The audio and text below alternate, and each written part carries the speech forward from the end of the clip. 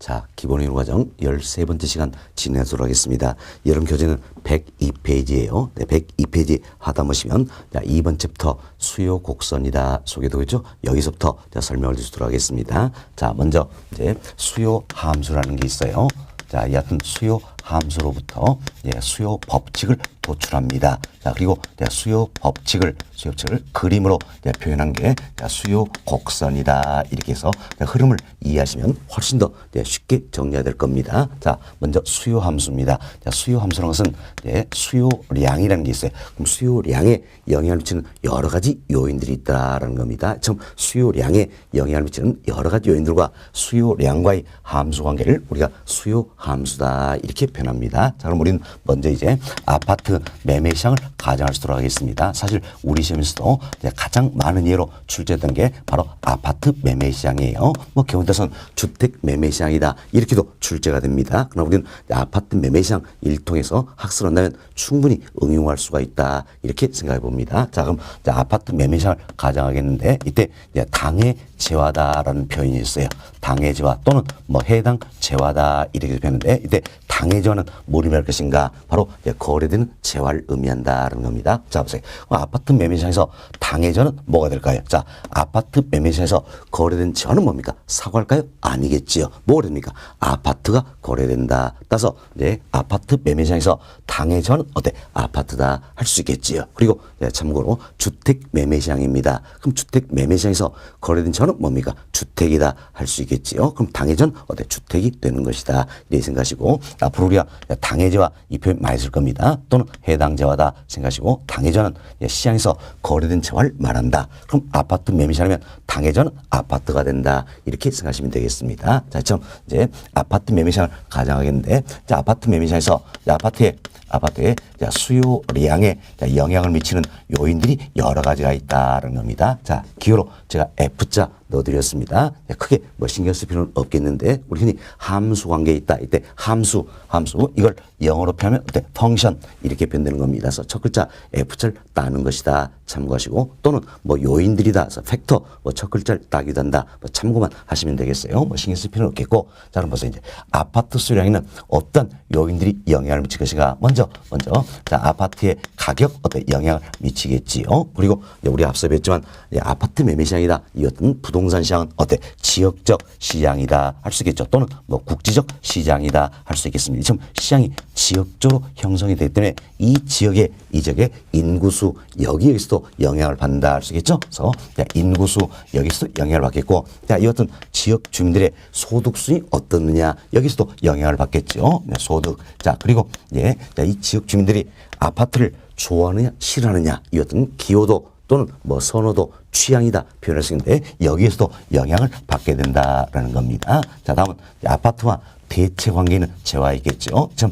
대체제의 가격에 의해서도 영향을 받겠고 또 아파트와 보완 관계인 재화가 있다. 좀 보완제의 가격에 의해서도 영향을 받겠다 할 수 있겠죠. 이게도 뭐 금리라든지 조세, 공법상 규제, 다음 기대감 뭐 등등등 여러 요인들에 의해서 수요량이 결정이 된다는 겁니다. 지금 아파트 수요량에 영향을 미치는 여러 가지 요인들과 수요량과의 함수 관계를 우리 뭐라 표현합니까? 자, 수요 함수다 이렇게 표현한다는 겁니다. 결국 우리는 이제 아파트의 수요 함수를 살펴봤다는 거죠. 지금 수요량에 영향을 미치는 요인들이 무수히 많다는 이야기예요. 따라서 우리는 하나의 법칙을 도출하는 게 어렵다라는 거지요. 그럼 하나의 법칙을 도출해서 우리는 가정을 하는 겁니다. 사실 경제학이란 가정의 학문이에요. 가정을 어떻게 하느냐 여기 따라서 내용이 완전히 달라져 버린다는 겁니다. 그럼 우리는 어떻게 가정할 것인가? 자, 보세요. 자, 이처럼 아파트 수요량에는 오로지 아파트의 가격만이 영향을 미친다는 겁니다. 지금 아파트의 가격만이 영향을 미친다 이렇게 가정하는 겁니다. 그럼 사실 여기는 인구수, 뭐 소득수, 기호도 이들도 아파트 수요량에 영향을 미치잖아요. 그렇지만 이들은 영향을 미치지 않는다, 일정하다 이렇게 가정해 버리는 겁니다. 자, 이 요인들은 일정하다 이렇게 가정해 버리는 겁니다. 자, 결국 이 요인들은 일자로 가진다면 예, 자 아파트 수요량에는 오로지 때 아파트면이 영향을 미친다라는 걸 알 수 있겠죠. 결국 이제 당해저하의 수요량에는 당해저하의 가격만이 영향을 미친다. 이 같은 가정하에서 자, 이 가정을 틀어버리는 내용이 달라지는 겁니다. 여튼 우리 어떻게 가정했어요?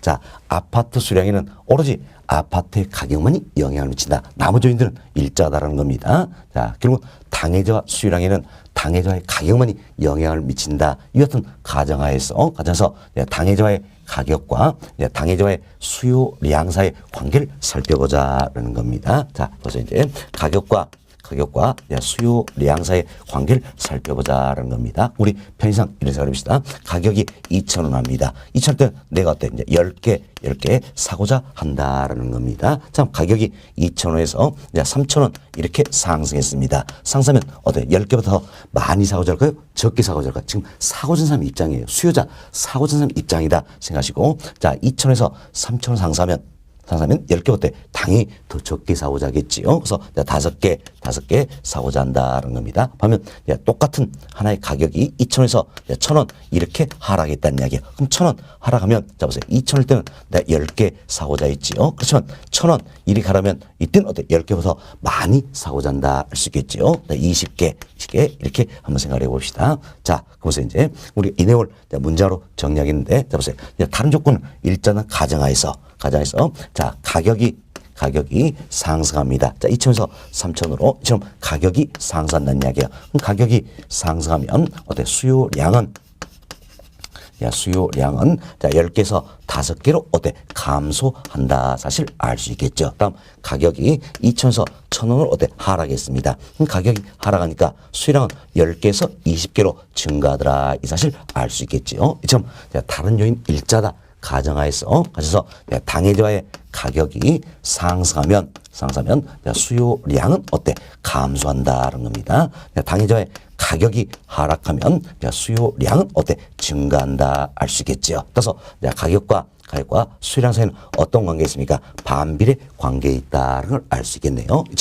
이처럼 다른 조건 일자다 가정하에서 당해저하의 가격과 수요량 사이는 반비례 관계에 있다는 겁니다. 이 같은 경제 원칙을 우리 어때? 수요 법칙이다 이렇게 이야기하는 겁니다. 수요 법칙이다. 그리고 이 같은 수요 법칙을 그림으로 표현한 게 바로 어때? 수요 곡선이다라고 보시면 되겠어요. 결국 수요 곡선이라는 것은 어떤 수요 법칙을 그림으로 표현한 것이다라는 겁니다. 수요 법칙은 뭘 이야기했습니까? 다른 쪽 일자다 가져서 가격과 수요량 사이는 반비례 관계에 있다. 이게 수요 법칙이죠. 그림 표현한 게 수요 곡선이다. 따라서 수요선은 결국 가격과 수요량 사이의 관계다 할 수 있겠죠. 그래서 우리는 한쪽 축에는 가격을, 한쪽 축에는 양을 표현하면 되겠습니다. 자, 그럼 우리가 이제 그림을 한번 그려봅시다. 자, 여기 보세요. Y축에는 가격을 설정합니다. 자, 경제학은 수학과는 좀 다릅니다. 수학과는 달리 관행적으로 Y축에 가격을 설정한다. 이렇게 보시면 되겠어요. 가격은 이제 프라이스 첫 글자서 기호로 어때? P 이렇게 표현합니다. P. 다음 차로 X축에는 양을 설정한다라는 겁니다. 양은 퀀터티 첫 글자서 Q 이렇게 표현한다. 그래서 P, Q 좌표 표면상에서 우리가 이제 수요 법칙 결국 이 부분이 되겠죠. 이를 그림으로 나타내보자라는 겁니다. 좀 더 쉽게 우리가 이제 수치화 해봅시다. 자, 이것에 가격이 2,000원 할 때는 10개 사고자 한다라는 겁니다. 그래서 가격이 2,000원 할 때는 어때? 10개 사고자 한다. 그래서 이제 2,000원에 10개 대응하는 이 점을 찍어볼 수가 있다라는 겁니다. 다음 가격이 3,000원으로 상승했어요. 3,000원 상승하니까 수요량은 어때? 감소하겠죠? 그래서 수요량은 몇 개입니까? 5개다라는 겁니다. 자, 이때 가격이 3,000원 하면 이때는 어때? 5개 사고자 한다. 그럼 3,000원에 5개 대응하는 이 점을 찍어볼 수 있겠지요. 다음 가격이 이제 1,000원 합니다. 1,000원 한다. 그럼 1,000원 할 때는 몇 개 사고자 했어요? 20개 사고자 했다. 아시겠죠? 그럼 1,000원에 20개 대응하는 점을 찍어보자라는 겁니다. 자, 이렇게 해서 이 점 찍었어요. 그럼 자, 우리는 이 점 이 점, 이 점을 찍었죠. 그럼 점을 연결하면 뭐가 됩니까? 선이 된다 할 수 있겠죠. 그래서 이 점을 연결해서 우리는 이와 같은 선으로 나타내 볼 수가 있다라는 겁니다. 자, 이 선을 가르게 해서 우리가 뭐랍니까? 수요 곡선이다. 이렇게 표현하는 겁니다. 수요 곡선이다. 자, 수요 곡선은 기호로 D 이렇게 나타냅니다. D. 자, 사실 수요는 영어로 표현하면 디맨드지요. 곡선 커브다. 그래서 디맨드 커브다. 뭐 이러면서 첫 글자 써서 기호로 D 이렇게 표현한다라는 겁니다. 자, 다음 여보세요. 우리가 수요선을 그렸어요. 어떻습니까? 자, 이렇게 그렸습니다. 자, 잘 보세요. 수요선은 오른쪽 아래로 향하는 모습이다 할 수 있겠죠. 그래서 수요선은 자, 우하향하는 모습이다. 우하향하는 형태다. 이렇게 보시면 되겠어요. 자, 오른쪽 아래로 향하는 모습이다. 이런 내용이에요. 그래서 수요선 어떤 모습입니까? 우하향한다. 이렇게 보시면 돼요. 그럼 결국 이처럼 이제 수요선이 자, 우하향한다는데 그럼 수요선이 우하향하는 이유는 어디 있는 겁니까? 결국 우리가 수요 법칙을 그림으로 나타냈기 때문이다. 알 수 있겠죠? 수요 법칙을 그림으로 나타냈기 때문이다라는 겁니다. 사실 수요측은 자, 가격과 수요량은 어떤 관계가 있습니까? 반비례 관계에 있다. 참 반비례 관계에 있다. 이 모습을 그림으로 나타냈기 때문에 결국 수요선은 어떤 모습이에요? 우하향하는 모습이다. 이렇게 생각하시면 되겠습니다. 자, 이렇게 해서 저희들이 이제 수요 함수로부터 수요 법칙을 도출하고 수요 곡선을 그려봤다라는 겁니다. 한 번 더 정리합시다. 여기 보세요. 우리는 수요 함수로부터 수요 법칙을 도출했습니다. 수요 법칙은 다른 조건 일자다 가정하에서 당해자와의 가격과 수요량 사이는 어떤 관계입니까? 반비례 관계에 있다. 이것은 경제원칙이죠. 자, 이걸 그림표한 게 수요 곡선이 된다. 따라서 수요선 어떤 모습입니까? 우하향하는 모습이다. 이렇게 생각하시면 되겠습니다. 됐습니다. 자, 일단 여기까지 말씀드리고 여러분 교재 통해서 한 번 더 반복해 주도록 하겠습니다. 자, 여러분 교재 봅시다. 102페이지예요. 102페이지 2번 챕터 수요성이다. 첫 번째 보세요. 자, 수요 함수를 통해 수요 법칙을 도출하고 자, 이러한 수요 법칙을 그림으로 표현한 것이 어때? 수요 곡선이다 할 수 있겠죠. 다음 양고로 1번입니다. 수요 함수죠. 자, 다음 페이지 보세요. 103페이지입니다. 103페이지 첫 번째를 중간점 봅시다.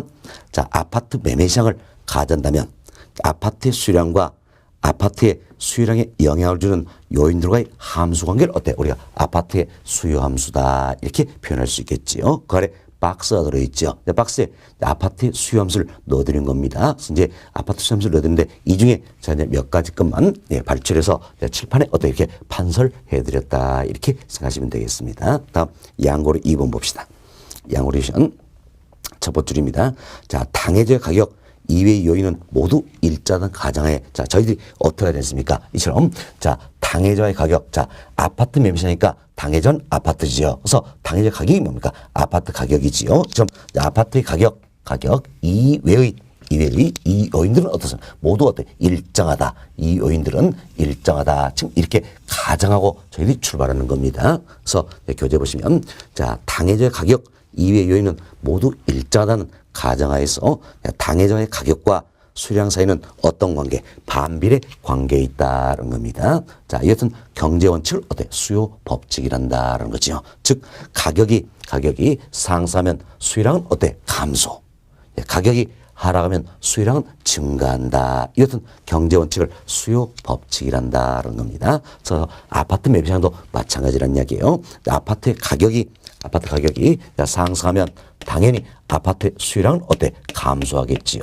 자, 아파트 가격이 어때? 하락하면 아파트의 수요량은 어때? 증가한다. 이렇게 이해하시면 되겠습니다. 다음 양으로 3번 봅시다.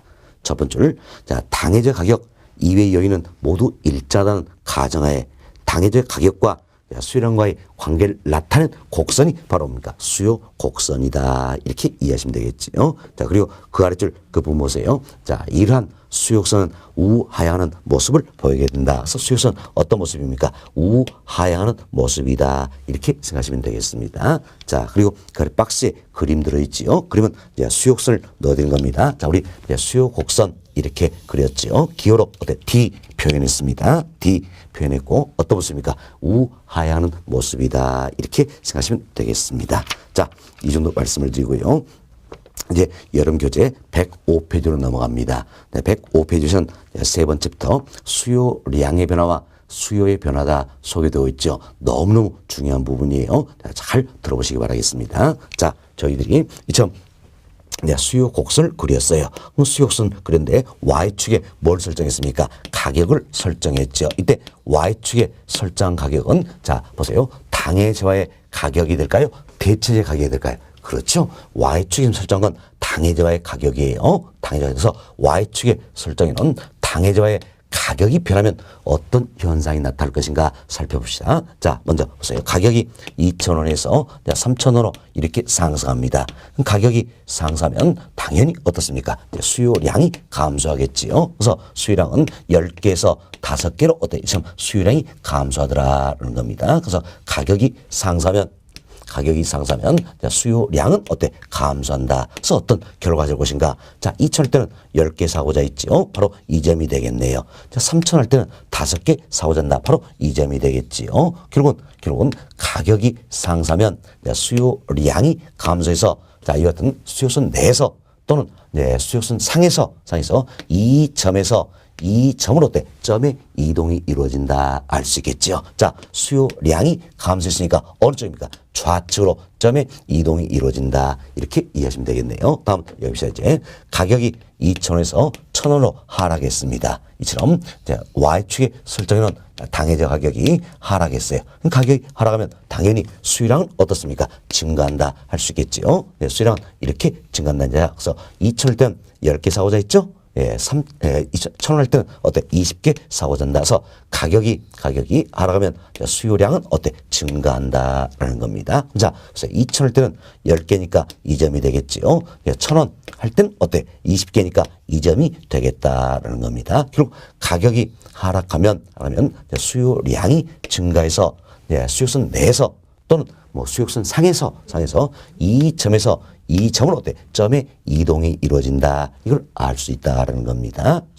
보시면 되겠습니다. 자, 수요량이 증가했으니까 어느 쪽으로 점의 이동이 있어요? 우측으로 점의 이동이 이루어졌다라는 겁니다. 결국 Y축에 설정해놓은 당해제와의 가격이 변합니다. 가격이 변하니까 어때? 수요량이 변한다 할 수 있겠죠. 그래서 수요선 내에서 또는 수요선 상에서 때 점의 이동이 이루어진다는 겁니다. 이걸 그래서 우리가 뭘 할 것인가? 수요량이 변한다 해서 수요량의 변화다 이렇게 변하는 겁니다. 자, 그래서 이제 수요량의 변화다 이렇게 변해요. 그럼 자, 용어 정리합시다. 자, 수요량의 변화는 자, Y축에 설정해놓은 뭡니까? 당해제와의 가격이 변했을 때지요. 그래서 자, 당해제와의 가격이 변합니다. 참 당해제와의 가격이 변하면 어때? 수요량이 변한다 수 있겠지요. 수요량이 변한다는 이야기요. 이래서 어떤 결과를 가져옵니까? 바로 수요선 내에서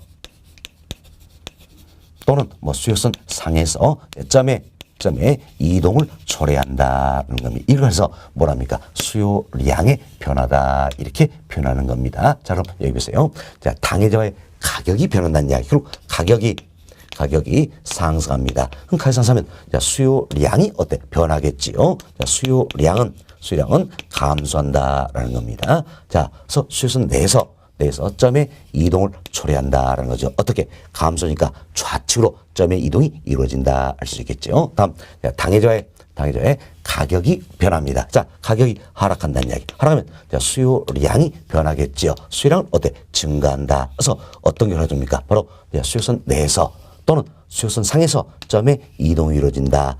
증가하니까 어느 쪽으로? 우측으로 점의 이동이 이루어진다는 겁니다. 결국 가격이 상승하면 수요량은 감소하고 가격이 하락하면 수요량은 증가한다. 그래서 가격과 수요량 사이는 반비례 관계에 있다라는 겁니다. 이것은 경제원칙을 우리가 수요 법칙이다 이렇게 설명드렸죠. 따라서 수요량의 변화다 이 자체는 어때? 수요 법칙을 설명하는 개념이다 이렇게 보시면 되겠습니다. 그래서 용어 정리 잘 하셔야 돼요. 굉장히 중요한 내용입니다.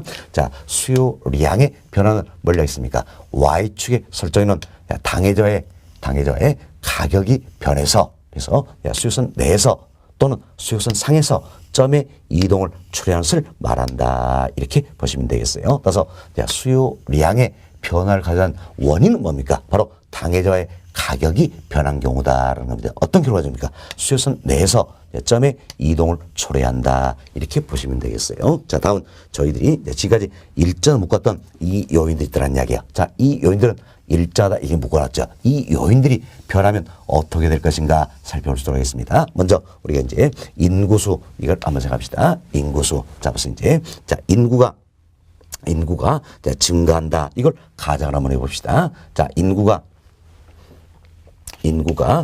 증가한다. 자, 이걸 가정해 봅시다. 물론 여러분들이 이 생각을 한번 해보세요. 현실적으로는 자, 인구는 어떻습니까? 증가하고 또 소득은 향상되고 기여도도 향상되고 금리는 하락하고 조세 세율도 인하되고 이처럼 복합적 현상이 다양하게 나타난다는 이야기예요. 그러나 이걸 모두를 고려한다면 분석 자체가 너무너무 어려워지겠지요. 그래서 우리는 가정을 하는 겁니다. 그런데 이때도 마찬가지예요. 오로지 인구만 증가한다는 이야기예요. 나머지 요인들은 모두가 일정하다. 이렇게 가정하는 겁니다. 오로지 인구만 증가한다. 자, 그럼 보세요. 나머지 이 요인들은 모두 일정하고 오로지 인구만 증가한다. 이렇게 가정하는 겁니다. 자, 그럼 보세요. 이제 살 가격은 2,000원 똑같아요. 2,000원 똑같아요. 똑같은데 인구가 증가하니까 어떤 다르가 과거에는 이만큼 사고자 했다는 이야기예요. 자, 이만큼 사고자 했는데 인구가 증가하니까 살 가격은 2,000원 똑같다 할지도 더 많이 사고자 한다 알 수 있겠죠? 그래서 이 가격은 2,000원 똑같다 할지라도 인구 증가 이론에서 사고자 양은 이보다 더 많아진다는 거면서 이 점을 찍어볼 수 있겠죠. 다음 살 가격은 3,000원 똑같습니다. 똑같아요. 자, 과거에는 이만큼 사고자 했다는 이야기예요. 그렇지만 인구가 증가하니까 사고자 양은 이보다 더 많아진다 할 수 있겠죠? 이 점 더 많아진다. 그럼 이제 우리는 이 점을 찍었습니다. 자, 이 점을 연결시키면 이와 같은 수요선을 나타내볼 수가 있다라는 겁니다. 자, 보세요. 이제 당초 수요선은 이 모습이었어요. 당초선 이 모습이었어요. 그렇지만 인구가 증가하니까 수요선이 이렇게 변하더란 이야기예요. 그럼 보세요. 당초 이 수요선이 이렇게 변했다는 이야기는 수요선 자체가 이동했다 할 수 있겠죠. 어느 쪽으로? 우측으로 이동했다. 이렇게 생각하시면 되겠습니다. 자, 그럼 여기서 이제 정리합시다. 인구의 증가는 수요를 증가시키는 요인이 된다 할 수 있겠죠. 이때 우리가 이제 수요 이 표현을 했습니다. 뭐 때문일까요? 자, 여기 보시면 1,000원, 2,000원, 3,000원 등등 모든 가격을 대상하기 때문에 우리가 수요 이렇게 표현한다라는 겁니다. 그래서 여러분들이 이제 모든 가격 또는 임료를 대상한다면 뭡니까? 수요가 되겠지요. 그렇지만 특정한 가격이나 임료를 대상은 뭡니까? 수요량이 되겠지요. 그래서 여기서는 이제 모든 가격이 적용이 되기 때문에 저희 때문에 우리가 수요 이렇게 표현했습니다. 결국 인구의 증가는 수요를 증가시키는 요인이 된다는 겁니다. 자, 이래서 어떤 결과가 가졌어요? 바로 수요선 자체가 이동했음을 알 수 있겠지요. 수요선 자체가 이동을 하게 된다는 겁니다. 자, 어느 쪽으로 이동했습니까? 바로 우측으로 이동했다. 이 사실 알 수 있다는 겁니다. 자, 그럼 이제 인구가 감소한 경우 살펴봅시다. 여기도 마찬가지예요. 오로지 인구만 감소한다. 이렇게 가정하는 겁니다. 자, 인구가 감소한 경우다.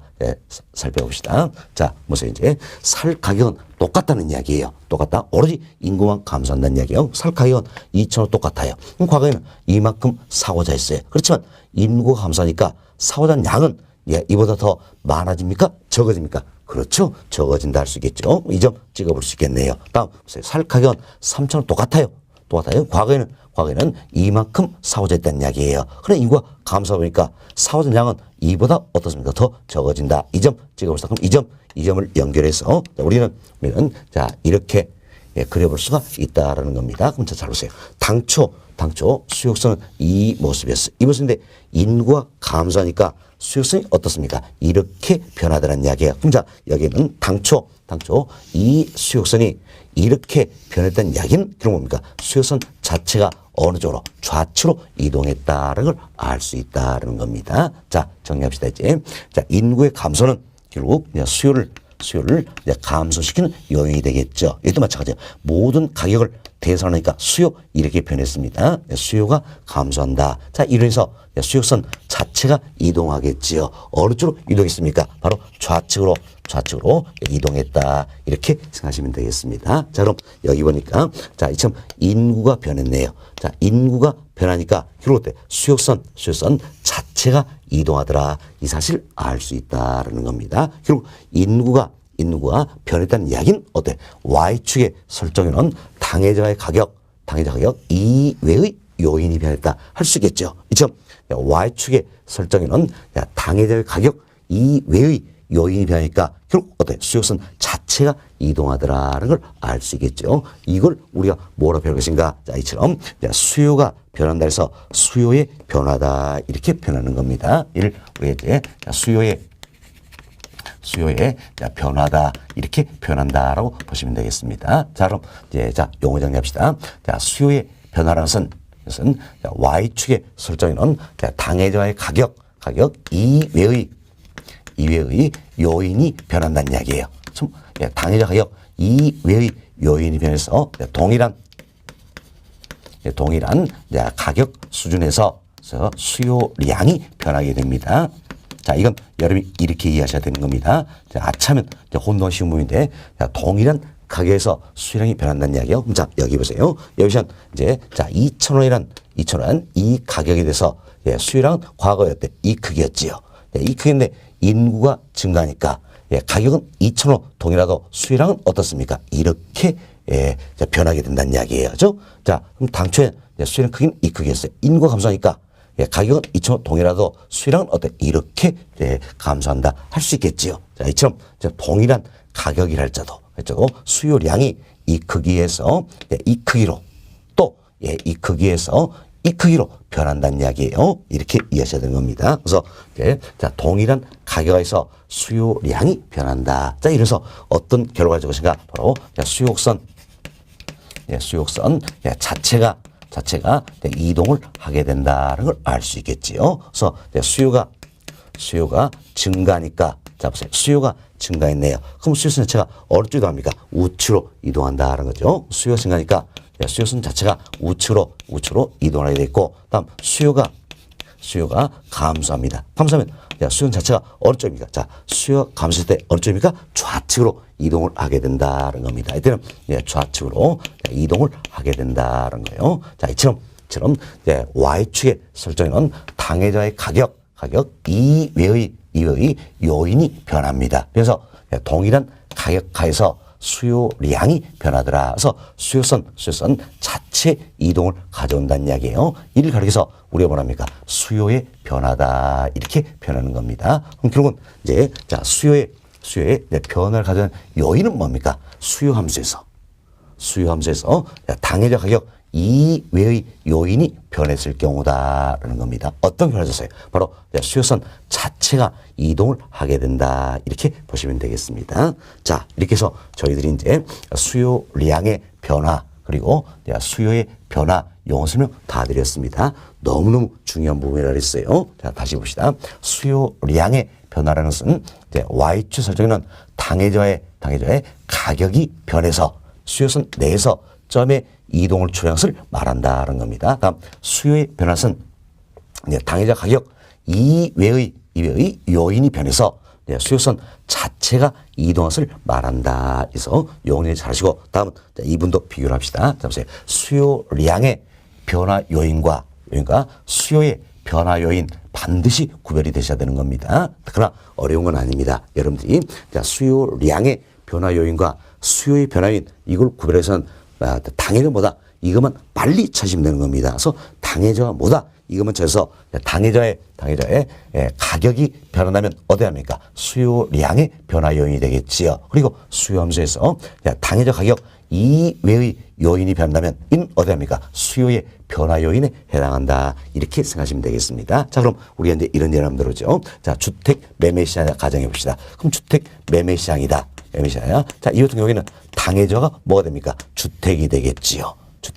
자, 주택이다. 따라서 수요함수에서 주택의 가격이 변하면 어디 합니까? 수요량의 변화 요인이 된다 할 수 있겠죠. 그리고 수요 함수에서 주택의 가격 이외의 요인이 변하면 어디 합니까? 수요의 변화 요인이다. 이렇게 생각하시면 되겠어요. 자, 그럼 우리는 이제 제가 아파트 매매시장을 가정을 해왔죠. 그럼 자, 아파트 매매시장에서 한번 살펴보자는 이야기예요. 그 아파트 매매시장에서 당해자는 뭡니까? 아파트지요. 따라서 당해자의 가격인 아파트의 가격 이게 변한다는 이야기예요. 이는 어디서 납니까? 바로 수요량의 변화 요인이다. 이렇게 보시면 되겠어요. 참 수요량의 변화 요인이 변하면 어때? 수요량이 좀 증가하기도 하고 수요량이 어때? 감소하기도 한다라는 겁니다. 그럼 자, 보세요. 자, 아파트의 가격이 상승하면 아파트의 어때? 수요량은 어때? 감소한다. 할 수 있겠죠. 그래서 아파트의 수요선 내에서 또는 수요선 상에서 좌측으로 어때? 점의 이동이 이루어진다라는 겁니다. 다음, 아파트의 가격이 어때? 하락하면 아파트의 수요량은 어때? 증가한다라는 거. 그래서 아파트의 수요선 내에서 점의 이동인데 증가하니까 우측으로 점의 이동이 이루어진다. 이렇게 보시면 되겠습니다. 자, 다음 이제 당해자 가격인 아파트의 가격 이외의 요인이 변한다는 이야기. 좀 이외의 이 요인들이 변한다는 겁니다. 자, 이들은 모두가 어디에 합니까? 바로 수요의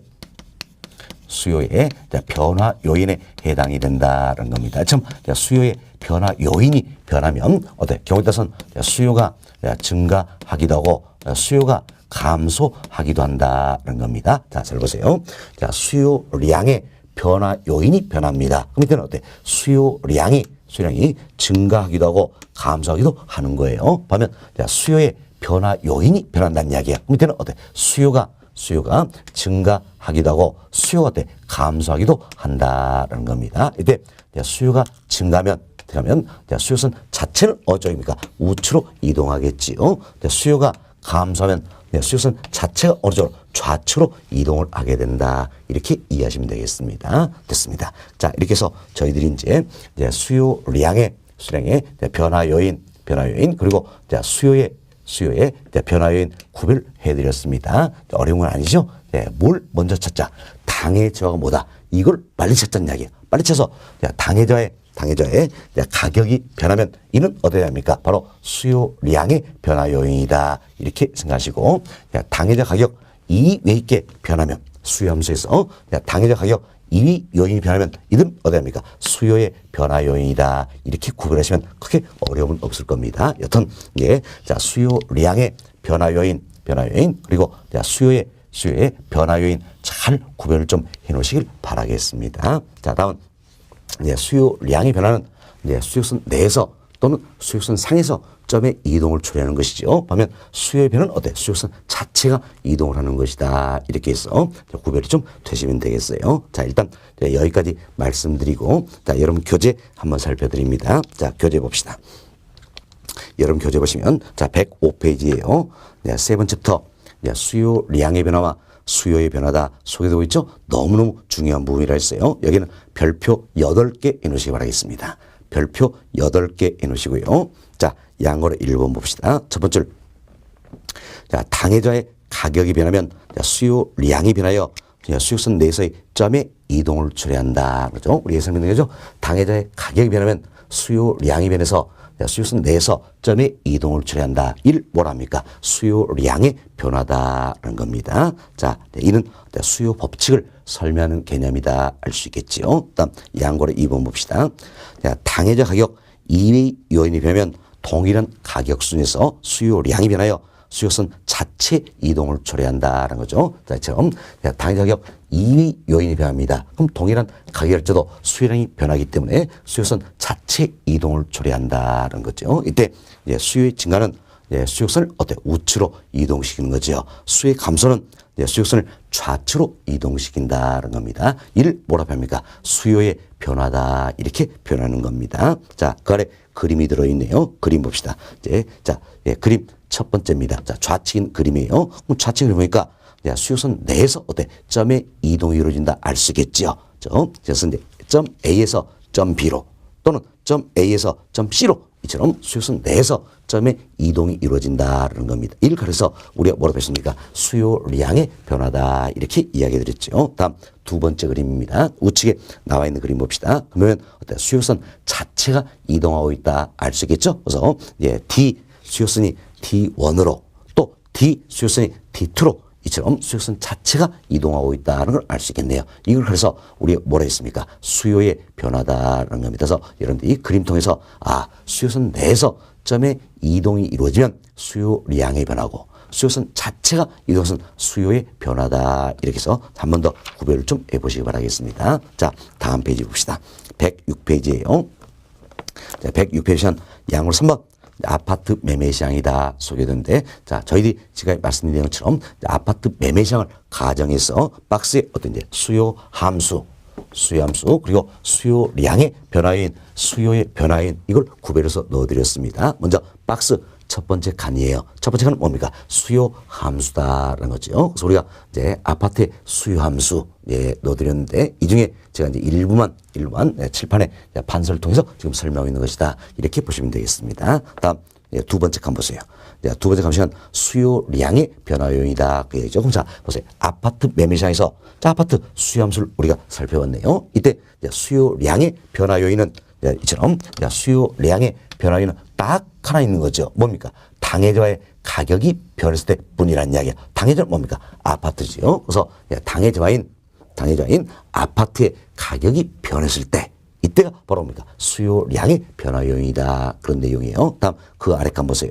자, 수요의 변화 요인이다. 그런데 수요의 변화 요인은 뭡니까? 당해자의 가격인 아파트 가격 이외의 요인이 변했을 때죠. 그래서 수요 함수에서 이제 아파트 가격 이외의 요인인 뭐 인구수라든지 소득수, 기여도 이들이 변하면 다 어디에 합니까? 바로 수요의 변화 요인이다. 이렇게 구별되시면 되겠습니다. 그래서 우리가 여기서 이야기한 것처럼 수요량의 변화 요인 그리고 수요의 변화인 이걸 잘 구별해보자 이런 내용이에요. 됐습니다. 자, 여기까지 교육 통해서 살펴드렸고 다음은 양으로 4번 내용이에요. 자, 양으로 4번은 이렇게 생각합시다. 여기 보세요. 여기서 수요의 변화 요인이 있다는 이야기. 참 수요의 변화 요인이 변하면 경우에 따라서는 수요가 증가하기도 하고 수요가 감소하기도 한다는 이야기예요. 이때 수요가 증가하면 수요선 자체가 어때? 우측으로 이동하겠지요. 수요가 감소하면 수요선 자체가 어때? 좌측으로 이동한다는 거면서 우리는 이제 수요의 변화 요인이 변했을 때 수요가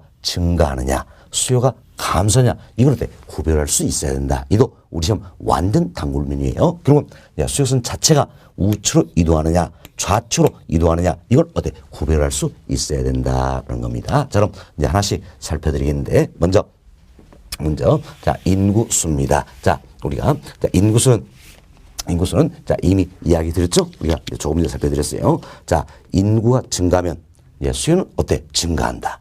인구가 감소하면 수요는 어때? 감소한다. 이렇게 보시면 되겠습니다. 자, 다음은 이것은 이제 소득 수준이다. 이번 살펴봅시다. 자, 그래서 이제 자, 소득 수준이 향상이 됩니다. 자, 그럼 아파트 매매 시장에서 지역 주민들의 소득 수준이 향상된다는 이야기. 이래서 아파트에 자, 수요는 증가할까요? 감소할까요? 당연히 증가한다 할 수 있겠지요. 다음, 소득 수준이 감소합니다. 감소하면 아파트 매매장에서 아파트의 수요는 어떻습니까? 감소한다는 걸 알 수 있겠지요. 자, 이때 여기 보세요. 우리가 자, 소득 수준이 향상되면 자, 수요가 어때? 증가한다. 이렇게 이야기 드렸습니다. 그래서 자, 소득 수준이 향상이 되면 수요는 증가한다는 거. 그렇지만 경우에 따라서 소득 수준이 향상되고 불구하고 오히려 어때? 수요가 감소하는 재화도 있다라는 겁니다. 있다. 자, 그럼 우리가 쉽게 이런 일 들어봅시다. 자, 여러분들 경우에는 자, 소득 수준이 향상이 되면 어때? 자, 소고기, 돼지고기 뭘 더 많이 드십니까? 소고기 많이 드신다. 알 수 있겠죠? 그래서 소고기의 수요는 증가한다. 그리고 돼지고기는 더 적게 드신다는 이야기예요. 그럼 자, 돼지고기의 수요는 어때? 감소한다. 이렇게 표현할 수 있겠지요. 그러나 저는 정반대입니다. 정반대. 자, 소득이 향상이 될수록 저는 자, 돼지고기를 더 많이 먹습니다. 그리고 소고기를 더 적게 먹는다는 겁니다. 여기는 나름대로 이유가 있어요. 저는요, 직업이 어때? 강사예요, 강사.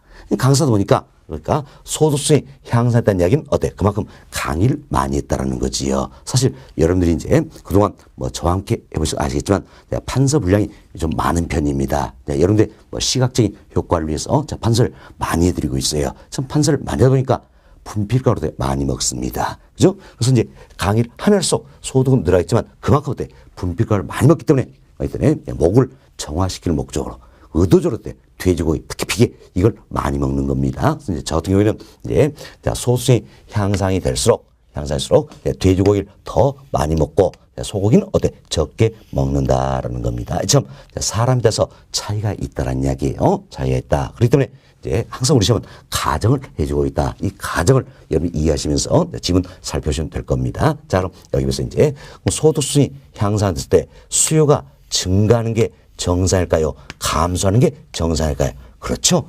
수요가 증가하는 게 정상이다. 이런 의미에서 소득수준이 향상할 때 수요가 증가한 제걸 우리가 정상제 이렇게 표현하는 겁니다. 정상제. 그럼 자, 소득수준이 향상되지만 오히려 수요가 감소한다. 이는 비정상이다. 열등하다. 그래서 이 재활을 우리가 열등제 이렇게 표현하는 겁니다. 그래서 여기는 정상제, 열등제 용어부터 정리가 잘 되셔야 될 부분이에요. 자, 봅시다. 소득순이 향상이 됐을 때 수요가 증가한 제를 뭐라 합니까? 정상제. 자, 소득순이 향상됐을 때 오히려 수요가 감소한 제를 뭐라 합니까? 열등제 이렇게 표현된다라는 겁니다. 그럼 자, 우리가 이제 이렇게 가정해 봅시다. 자, 소득순이 향상됐을 때 소고기의 수요는 증가하고 돼지고기의 수요는 감소한다. 이렇게 가정한다면 이때 소고기는 뭐가 됩니까? 정상제.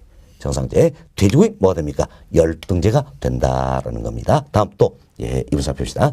소득수준이 향상되었을 때 돼지고기의 수요는 증가하고 소고기의 수요는 감소한다. 이렇게 가정한다면 이때 돼지고기는 뭐가 되는 겁니까? 정상제.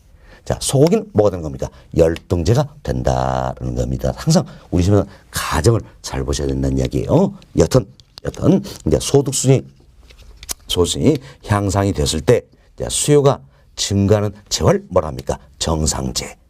오히려 수요가 감소한 제를 뭐라 합니까? 열등제 이렇게 표현된다 생각하시면 되겠습니다. 자, 그럼 우리 이제 부동산 시장 관련해서 자, 이런 예를 한번 들어봅시다. 자, 소득순이 향상이 되었을 때 대형 평형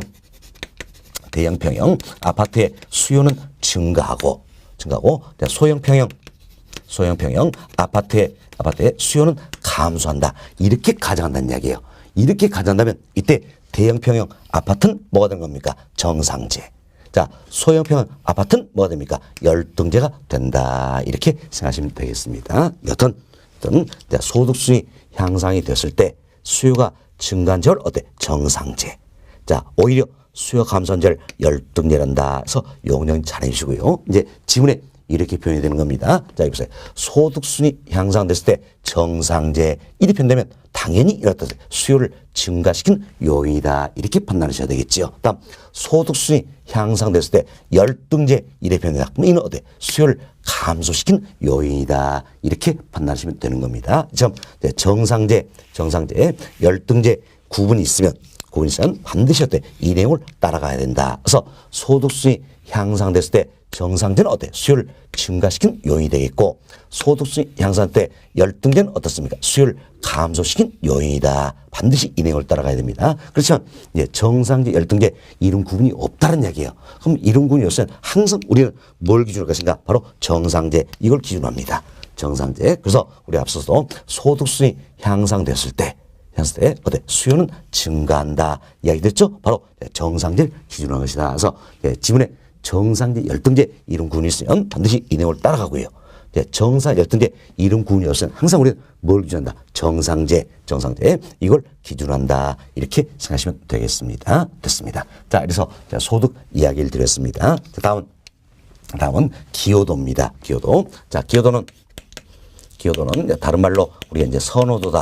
이렇게도 표현되고요. 다음은 취향이다. 이렇게도 표현된다. 그래서 우리 시험에서는 기여도 이렇게 나오기도 하고 선호도 이렇게 나오기도 한다는 겁니다. 그럼 앞서 이제 아파트 매매시장에서 아파트에 대한 기여도가 향상이 되더라는 이야기야. 그럼 아파트에 대한 기여도가 향상된다는 게 뭡니까?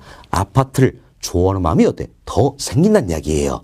아파트를 좋아하는 마음이 더 생기면 더 생길수록 당연히 어떻습니까? 아파트 사고자겠죠. 그래서 아파트의 수요는 어때? 증가한다라는 겁니다. 반면 이제 기여도 즉 선호도 취향이다. 이 자체가 어때? 감소한다는 이야기야. 그럼 자 보세요. 기여도가 감소한다는 이야기는 그럼 뭡니까? 아파트를 좋아하는 마음들이 어때? 사그러든다는 이야기예요. 자, 그럼 아파트 살려고 할까 안 하겠죠? 그래서 이제 아파트에 대한 수요는 어때? 감소한다. 이렇게 생각하시면 되겠습니다. 수요는 감소한다. 이렇게 이해하시면 되겠어요. 됐습니다. 자, 그래서 기여도 말씀드렸고요. 다음은 여기 봅시다. 이제 대체재 가격, 보완재 가격이 대체재 가격, 보완재 가격이 당해자의 수요에 어떤 영향을 미칠 것인가 이걸 살펴보도록 하겠습니다. 살펴보는데 사실 이 내용이 상당히 좀 까다로운 부분이에요. 그달저도 우리 시험에서는 어떻습니까? 매해마다 빠지지 않고 출제되는 단골 메뉴예요. 그래서 반드시 이해가 좀 되셔야 된다라는 겁니다. 자, 그럼 우리가 이제 이분을 이야기 앞서서 여러분들이 대체재, 그리고 보완재, 이 재화의 성격을 먼저 이해하셔야 된다라는 겁니다. 여기서 이제 대체나 보완재 다 마찬가지입니다. 그럼 대체재, 보완재 다 마찬가지로 두 재화를 가지고 설명하는 개념이다. 자, 하나만 가지고 이야기한 게 아니에요. 두 재화를 가지고 설명하는 개념이다. 그래서 A와 B 두 재화를 가지고 설명하는 개념에서 A와 B가 대체재냐, 보완재냐 이렇게 이제 생각하시면 되겠어요. 그래서 대체, 보완재 모두가 두 재화를 가지고 설명하는 개념이다 생각하시고, 자, 대체재입니다. 말 그대로 봅시다. 대체재는 대체가 가능한 재화다 이런 뜻이죠. 대체가 가능한 재화다라는 이야기예요. 자, 대체가 가능하다. 뭐 때문일까요? 바로 이제 가격이라든지 자, 효용 즉 만족도가 어때? 비슷하다는 이야기야. 비슷해서 대체가 가능하다라는 겁니다. 자, 무슨 이제 그럼 자, 우리가 가정합시다. A와 B가 어때? 대체제라는 이야기예요. 그럼 A와 B가 대체라면 A와 B 이 둘이 가격 또는 뭐 효용 즉 만족도가 비슷하다는 이야기예요. 그럼 자, 사고사람 입장, 수요자 입장을 지금 생각하는 겁니다. 수요자, 사고사람 입장에서는 자, 둘이 어때? 가격이나 효용이 비슷하기 때문에 어느 거 사도 되겠지요. 어느 거 사도 된다는 이야기예요. 그럼 자, 둘 중에 어느 거 사도 된다. 그럼 어느 쪽을 살까요? 상대적으로 더 싼 쪽을 산다. 이렇게 보시면 되겠어요. 그래서 상대적으로 더 싼 쪽을 한쪽을 사면 나머지 한쪽은 삽니까 안 삽니까? 안 사겠죠? 이게 바로 대체제다. 이렇게 생각하시면 되겠어요. 자, 다시 보세요. 대체제는 대체가 가능한 재화를 말한다는 이야기예요. 그래서 가격이나 효용, 즉 만족도가 비슷하기 때문에 대체가 가능한 두 재화를 말한다라는 겁니다. 그래서 두 재화가 대체가 가능하기 때문에 어느 쪽 사도 된다는 이야기예요. 그럼 한쪽 사면 나머지 안 사겠죠? 그럼 어느 쪽 삽니까? 상대적으로 싼 걸 사겠다. 이렇게 생각하시면 되겠습니다. 됐습니다. 다음 여기서 이제 보완재입니다. 자, 보완재는 말 그대로 보완 관계에 있는 두 재화를 말한다는 이야기예요. 그럼 보완 관계에 있다는 이야기는 뭡니까? 어느 하나만 가지고 내가 만족을 느끼질 못한다는 이야기예요. 하나만 가지고 안 되겠다. 상호 결합이 돼야지 만족을 느낄 수가 있다는 겁니다. 그래서 보완재는 상호 결합 관계에 있는 두 재화를 말한다. 이렇게 보시면 돼서 보완재는 상호 결합이 돼야 되기 때문에 어때? 한쪽 사면 나머지도 반드시 사야 된다는 이야기예요. 한쪽 안 사면 나머지 살 필요 있어요, 없어요? 없다라는 겁니다. 없다. 이렇게 해서 여러분들이 대체재, 보완재, 재화 성격을 먼저 이해하셔야 되는 겁니다. 자, 다시 한 번 말씀드립니다.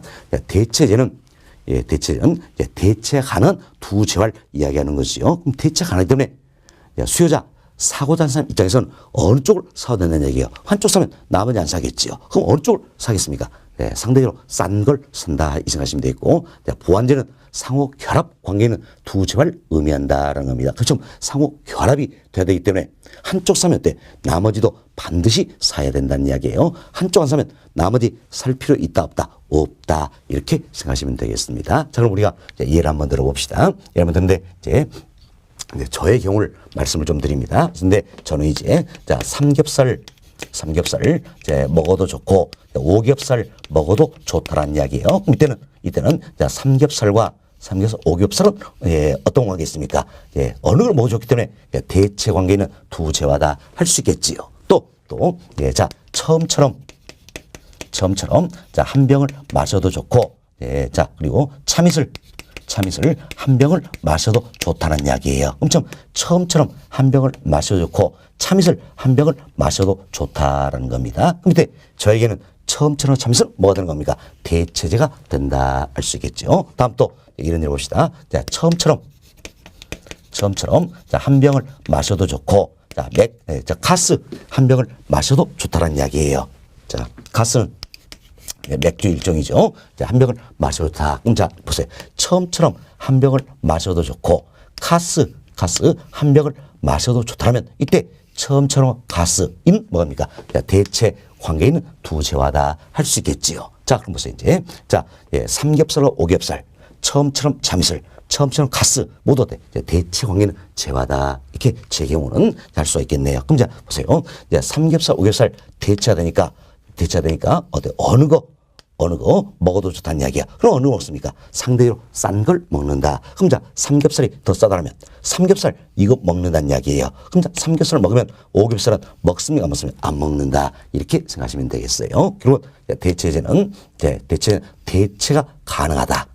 대체가 가능하다라는 겁니다. 그래서 이제 어느 쪽 사도 좋다는 이야기. 그럼 상대로 어느 쪽 삽니까? 싼 거 산다. 한쪽 사면 나머지는 어때? 사지 않는다. 이렇게 생각하시면 되겠습니다. 자, 다음은 또 이제 우리가 이런 예를 한번 들어봅시다. 자, 이제 저의 경우입니다. 자, 삼겹살 이걸 지금 먹는다는 얘기예요. 그럼 삼겹살은 뭐 가지고는 뭔가 어때? 만족을 못 느낀다는 이야기예요. 그럼 못 느끼기 때문에 여기 어때? 처음처럼 한 잔을 곁들이더라는 이야기야. 그럼 삼겹살에 처음처럼 한 잔 곁들이니까 기가 막혀. 이거 생각 나시죠? 예, 기가 막히더라는 기가 막혀. 이때는 삼겹살과 처음처럼 어떤 관계 있습니까? 바로 보완 관계는 재화다 할 수 있겠죠. 보완 관계는 재화다라는 이야기. 그리고 둘이 어때? 결합이 돼야만 만족을 낼 수 있기 때문에 삼겹살을 먹으면 반드시 어때? 처음처럼도 어때? 마시게 된다라는 겁니다. 그래서 이쪽 사니까 이쪽도 산다는 이야기예요. 그럼 삼겹살 내가 먹지 않으면 처음처럼도 마실 이유가 없겠죠? 왜? 둘은 지금 보완 관계이기 때문이다. 이렇게 생각하시면 되겠어서 보완제는 상호 결합 관계이기 때문에 한쪽 사면 나머지 어때? 반드시 사야 된다. 한쪽 사면 나머지 살 필요 없다. 누구 입장에서? 수요자 입장에서다. 이렇게 보시면 되겠습니다. 다음 또 이제 우리가 이런 예를 한번 들어봅시다. 자, 여기 보세요. 여기서 저의 경우입니다. 처음처럼 자, 이것만 가지고는 어때? 뭔가 맛을 못 느낀다냐. 여기에 카스를 섞어 놓으면 어떻습니까? 기가 막히다는 일명 소맥이다. 할 수 있겠죠? 기가 막히다. 그래서 처음처럼 카스 섞어 놓는다냐. 기가 막히다. 이때는 처음처럼 카스가 뭐가 됩니까? 바로 상호 결합 관계에 있다. 보완제가 된다. 이렇게 보시면 되겠습니다. 보완제가 된다. 이렇게 보시면 되겠네요. 됐습니다. 자, 근데 이때도 마찬가지죠. 자, 처음처럼과 카스는 보완제다. 이렇게 판단된다면 이거 하나만 가지고는 안 되겠죠. 반드시 이게 있어야 된다. 한쪽 사면 나머지 사야 되고, 한쪽 사면 나머지 살 필요 없다. 이렇게 생각하시면 되겠어요. 자, 그럼 이제 여기 한번 봅시다. 자, 제가 조금 전에 이런 말씀을 드렸어요. 자, 처음처럼 카스 이 두 자를 가지고, 자, 처음처럼 한 병을 마셔도 좋고, 카스 한 병을 마셔도 좋다는 이야기예요. 이때는 처음처럼과 카스가 어떤 관계에 있습니까? 바로 대체 관계에 있는 두 재화다 할 수 있겠지요. 그렇죠? 그렇지만 처음처럼과 카스 이걸 섞어 놓으면 기가 막히더란 이야기예요. 소맥. 이땐 둘이 뭐가 됩니까? 보완 관계에 있는 재화가 된다. 이렇게 보시면 돼서 자, 동일한 두 재화지만 경우에 따라서는 대체제가 되기도 하고 경우에 따라서는 보완제가 되기도 한다. 또 사람에 따라서 차이가 있다는 이야기예요. 그래서 우리 시험에서는 항상 가정을 해주고 있다는 겁니다. 그래서 가정을 잘 보시면 되겠습니다. 그래서 처음처럼과 카스는 대체 관계는 저라 가정한다. 이렇게 표현되면 처음처럼과 카스는 뭐가 됩니까? 대체제. 이렇게 판단하셔야 되겠고 처음처럼과 카스는 보완 관계에 있는 제로 가정한다. 그럼 뭡니까? 둘 어때? 보완제로 보시면 되겠습니다. 좀 가정을 잘 이해하시면 되겠어요. 자, 이렇게 해서 저희들이 이제 대체제, 보완제, 재화의 성격을 말씀을 드렸습니다. 자, 잘 이해하셔야 됩니다. 여하튼 대체제는 대체가 가능한 두 재화를 말한다라는 겁니다. 따라서 자, 수요자 사고 사람 입장에서는 어느 걸 사도 좋다. 뭘 삽니까? 싼 거 산다. 싼 거 한쪽 사면 나머지는 살 필요 없다라는 이야기죠. 다음 보완제는 상호 결합 관계에는 결합 관계는 두 재화를 말한다는 겁니다. 따라서 상호 결합이 되니까 예, 자, 수요자 입장에서는 한쪽 사면 나머지도 반드시 사야 되고 한쪽 안 사면 나머지 살 필요 없다. 이 내용을 잘 이루시면 예, 훨씬 더 도움이 되실 것이다. 그래서 예, 재화의 성격을 말씀을 드렸습니다. 자, 이번 시간은 여기까지만 일단 정리해드리고 예, 다음 시간에는 이 시험 대체제 보완제의 가격이 변함에 따라서 당에 대한 수요에 어떤 영향을 미칠 것인가 이 부분부터 계속해서 설명을 좀 드리도록 하겠습니다.